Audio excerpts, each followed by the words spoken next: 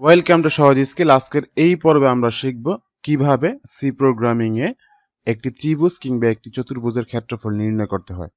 তা আমরা ইতিমধ্যে জানি যে ত্রিভুজ বা চতুর্ভুজের ক্ষেত্রফল নির্ণয় করার সূত্র কি। আমাদের ত্রিভুজের ক্ষেত্রফল নির্ণয় করার সূত্র হচ্ছে যে হাফ, তথা 0.5 ইন্টু লেন্থ ইন্টু হাইট। আমরা লেন্থকে এল দ্বারা প্রকাশ করি এবং আমাদের হাইটকে এইচ দ্বারা প্রকাশ করি। সো এর জন্য একদম ফার্স্টে আমাদের যেটা করণীয়, আমরা একটা বেসিক স্ট্রাকচার তো লিখে নিলাম। তো এর জন্য আমাদের ফার্স্টে করণীয় হচ্ছে জাস্ট আমরা ভেরিয়েবল ডিক্লেয়ার করব। একটা হচ্ছে এল নিলাম অ্যান্ড একটা এইচ নিলাম। সো ডান। এবং ক্ষেত্রফল কিন্তু আলটিমেটলি যেহেতু আমাদের 0.5 তথা ফ্র্যাকশন আছে, তো আমাদের ক্ষেত্রফলটা এই হচ্ছে আমাদের ফ্লটে আসতে পারে। সো এই জন্য আমরা হচ্ছে ক্ষেত্রফলটা ফ্লটই রাখলাম। সো ক্ষেত্রফলের জন্য নিলাম আমরা এরিয়া। এই হচ্ছে আমরা তিনটা ভেরিয়েবল ডিক্লারেশন ডান। এবার হচ্ছে আমাদের প্রসেসের কাজ। তো আমরা প্রসেসের জন্য বলে দিলাম এরিয়া। এরিয়ার ভিতরে আমরা জাস্ট হচ্ছে এল ইন্টু এইচ। এবং যেহেতু আমরা ত্রিভুজের ক্ষেত্রফল নির্ণয় করব, এই জন্য আমরা অবশ্যই 0.5 তথা হাফ আমরা গুণ দিব। That's it. এতটুকু শেষ হলে এই পর্যন্ত মোটামুটি আমাদের প্রসেস ডান।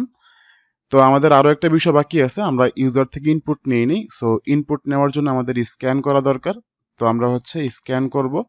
তো স্ক্যানের মধ্যে আমরা ডবল ইনভার্টেড কমা দিয়ে 2টা পার্সেন্টাল ডি রাখলাম। তো 2টা পার্সেন্টাল ডি মানে হচ্ছে ইউজার আমাকে লেন্থ এবং হাইট ইন্টিজারে দিবে। সো আমরা এই দুইটা সংখ্যা নিলাম। দেন এই জায়গাতে সংখ্যা দুইটাকে আমরা কোন কোন জায়গায় রাখবো, আমরা আমাদের লোকেশনগুলি ভেরিয়েবলগুলিকে মানে নির্দিষ্ট করে দিব। সো একটা হচ্ছে আমাদের এল এর মধ্যে, তথা একদম ফার্স্টের মানটা হচ্ছে আমাদের লেন্থ অ্যান্ড আমাদের সেকেন্ড ভ্যালুটা হচ্ছে এইচ তথা হাইট। That's it. এই পর্যন্ত মোটামুটি ডান। আমাদের প্রসেসের কাজও শেষ। এবার হচ্ছে আমরা প্রিন্ট এফ এর কাজটা করব। সো প্রিন্ট এফ দিলাম।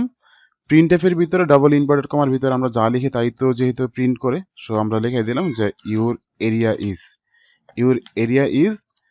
এইবার এই জায়গায় একটা ডাইনামিক ভ্যালু আসবে। সো এই ভ্যালুটা আমাদের ফ্লট থেকে আসবে, এই জন্য আমরা পার্সেন্টেল এফ রাখলাম। এবং এই মানটা কোন টাইপের ফ্র্যাকশনাল নাম্বার হবে, এটা হবে আমাদের এরিয়া থেকে আসবে। So that's it. আমাদের মোটামুটি কাজ শেষ। এইবার আমরা যদি আউটকামটা দেখতে যাই তাহলে কি আসে দেখি। তো আমাদের সামনে আউটকামের জন্য এই ইন্টারফেস চলে আসলো।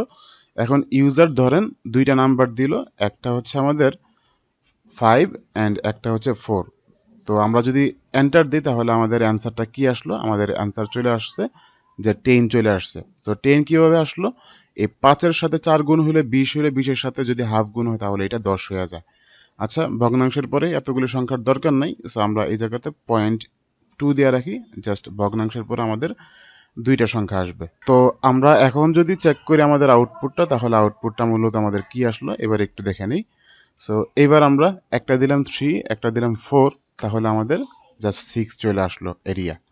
So that's it. সুপ্রিয় শিক্ষার্থী বন্ধুরা, ঠিক একইভাবে আমরা যদি চতুর্ভুজের ক্ষেত্রফল নির্ণয় করতাম তাহলে কি হইতো, চতুর্ভুজের ক্ষেত্রফল নির্ণয়ের সময় জাস্ট আমাদের হাফ গুণ হবে না, শুধুমাত্র লেন্থ ইন্টু হাইট থাকে। সো এই জায়গাতে প্রসেসের মধ্যে আমাদের 0.5 আর গুণ হইতো না, তো আমাদের বাকি সব কিছু মোটামুটি সেম থাকতো। So that's it. তাহলে আশা করি বুঝতেই পারছেন কিভাবে ত্রিভুজ কিংবা চতুর্ভুজের ক্ষেত্রফল নির্ণয় করতে হয়। সো আজকের মতো এ পর্যন্তই। দেখা হচ্ছে পরবর্তী পর্বে। সেই পর্যন্ত ভালো থাকুন, সুস্থ থাকুন, এই কামনায় বিদায় নিচ্ছি। আর আপনি যদি আমাদের চ্যানেলে নতুন হয়ে থাকেন তবে অবশ্যই আমাদের চ্যানেলটিকে এখনই সাবস্ক্রাইব করে ফেলুন এবং লাইক কমেন্ট দিয়ে পাশে থাকুন। আপনার প্রতিটি লাইক এবং কমেন্ট আমাদেরকে অনেক মোটিভেট করে পরবর্তীতে আরও নতুন নতুন ভিডিও তৈরি করতে।